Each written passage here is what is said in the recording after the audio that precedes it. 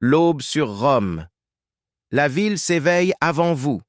Les marchands, les esclaves, les soldats, ils sont déjà dehors.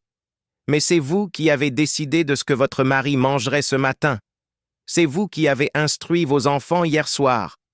C'est vous qui gérez les comptes de la maison depuis que votre beau-père est mort. Et c'est vous qui vous levez maintenant, avant tout le monde, parce qu'il y a du travail. Il y a toujours du travail. C'est votre vie, en tant que femme dans la Rome antique. Hier siècle après Jésus-Christ, Rome a son apogée. 1 million d'habitants. L'empire le plus puissant que le monde occidental ait jamais connu. Et vous n'existez pas dans la loi. Pas vraiment. La loi romaine dit que vous êtes sous la tutelle de votre père, puis sous la tutelle de votre mari. Vous ne pouvez pas voter. Vous ne pouvez pas occuper de charges publiques. Vous ne pouvez pas plaider en justice. Vous ne pouvez pas signer de contrat sans l'autorisation d'un homme. C'est ce que dit la loi. La réalité est différente. La réalité a toujours été différente. Vous vous appelez Claudia. Vous avez 31 ans. Votre mari est négociant en tissu, laine d'Espagne, soie d'Orient. Il voyage souvent. Quand il est absent, c'est vous qui recevez les marchands. C'est vous qui négociez les prix. C'est vous qui décidez ce qu'on achète et ce qu'on refuse. Votre mari dit que vous avez le meilleur sens des affaires qu'il ait jamais vu. Il ne dit pas ça en public. En public, c'est lui qui a le sens des affaires. Mais dans la maison, dans la réalité quotidienne de ce commerce qui nourrit votre famille, c'est vous. Vous avez été éduqués. Pas toutes les femmes romaines l'étaient, mais dans votre famille, oui. Votre père croyait que les filles devaient apprendre à lire, à compter, à parler correctement. Pas pour qu'elles fassent carrière, ça c'était impensable. Mais parce qu'une femme éduquée élève de meilleurs enfants. Parce qu'une femme qui sait compter ne se fait pas tromper par les marchands. Parce qu'une femme qui parle bien représente mieux sa famille dans le monde. C'est pour ça qu'on vous a appris. Et vous avez appris bien au-delà de ce qu'on attendait. Vous lisez Virgile, vous lisez Cicéron. Votre fils de 12 ans, vous lui avez enseigné la rhétorique. Il sera meilleur orateur que son père. Parce que vous lui avez appris comment penser. Votre maison n'est pas petite. Pas les termes du palatin. Pas les palais des sénateurs. Mais une vraie domus, une maison avec atrium, avec jardin intérieur, avec plusieurs pièces. Vous la gérez. Les esclaves de la maison, il y en a 8, c'est vous qui les dirigez. Leurs tâches, leurs horaires, leur nourriture, leurs punitions et leurs récompenses. Votre mari signe les papiers. Mais les décisions sont les vôtres. C'est ainsi dans la plupart des maisons romaines. Le domaine public appartient aux hommes. Le domaine privé, l'économie réelle de la famille, la gestion des ressources, l'éducation des enfants, les relations sociales qui font la réputation, appartient aux femmes. Et à Rome, la réputation de la famille, c'est tout. Vous connaissez les femmes qui ont vraiment compté dans l'histoire de Rome. Cornélie, mère des Gracques. Elle a éduqué 2 fils qui ont essayé de réformer la République. Quand on lui a demandé où étaient ses bijoux, elle a montré ses fils. Elle a dit « Ce sont mes joyaux. Ses fils ont été tués pour leurs idées. » Elle est restée. Elle a écrit. Elle a correspondu avec les philosophes. Elle est devenue la première femme romaine dont les écrits ont été cités publiquement.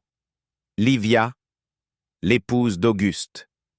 Officiellement, aucun pouvoir.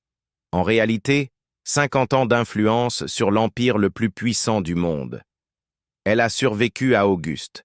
Elle a survécu à Tibère, son propre fils, qui la détestait parce qu'elle l'intimidait. Elle est morte à 86 ans, en ayant tout vu, tout influencé, sans jamais avoir un titre officiel.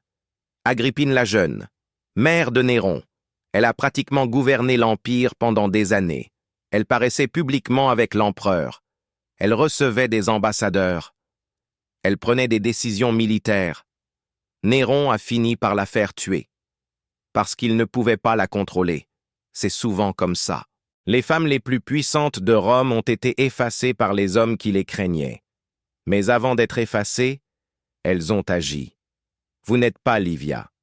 Vous n'êtes pas Agrippine. Vous êtes Claudia, épouse d'un négociant en tissu, mère de 3 enfants, gestionnaire d'une maison de taille moyenne dans la 4e région de Rome. Mais votre vie ressemble à la leur plus qu'aux hommes qui ont rempli les livres d'histoire. Vous gérez, vous éduquez, vous négociez, vous décidez, dans les limites de ce que le système vous permet, et parfois au-delà. Les bains publics. Vous y allez le matin quand ils sont réservés aux femmes. C'est l'un des rares espaces publics qui vous appartient vraiment. Là, vous parlez avec les autres femmes, des voisines, des marchandes, des affranchies. Les nouvelles circulent dans les bains plus vite que dans le forum. Qui divorce? Qui est ruiné? Quel prix a le blé ce mois-ci? Quel sénateur a des dettes? Quel fonctionnaire peut être corrompu? Ces informations ont de la valeur. Vous les utilisez. Pas de façon dramatique, pas de complot, pas de poison. Juste la connaissance comme outil. Savoir avant les autres pour agir mieux que les autres. Votre fille a 15 ans. Dans quelques mois, elle sera mariée. Vous avez choisi le prétendant, avec votre mari, officiellement. Mais c'est vous qui avez enquêté sur sa famille. C'est vous qui avez parlé avec sa mère. C'est vous qui avez évalué s'il serait bon pour votre fille. Votre mari a approuvé votre choix. Il approuve toujours votre choix. Il a appris au fil des années que votre jugement est meilleur que le sien sur ces questions. Avant le mariage, vous parlerez à votre fille. Pas des choses dont on ne parle pas. Des vraies choses. Comment gérer une maison? Comment lire les gens? Comment avoir de l'influence sans jamais sembler en avoir? Comment survivre dans un système qui vous donne peu de droits formels, mais beaucoup d'espace réel? Si vous savez comment le prendre. Ce que votre mère vous a dit. Ce que sa mère lui avait dit. La transmission des femmes romaines, invisible dans les livres d'histoire, essentielle dans la réalité. Vous n'avez pas le droit de voter. Mais vous savez pour qui votre mari va voter avant qu'il le sache lui-même. Vous n'avez pas le droit de plaider en justice. Mais vous connaissez l'avocat qu'il faut payer et comment le payer. Vous n'avez pas le droit d'occuper de charges publiques. Mais les femmes de votre réseau ont accès à presque tous les hommes qui en occupent. La loi dit que vous n'existez pas dans la vie publique de Rome. La vie publique de Rome ne fonctionnerait pas sans vous. Sans les mères qui ont éduqué les généraux. Sans les épouses qui ont géré les fortunes pendant les campagnes militaires. Sans les femmes de l'ombre qui ont tenu ensemble les familles, qui tenaient ensemble l'Empire.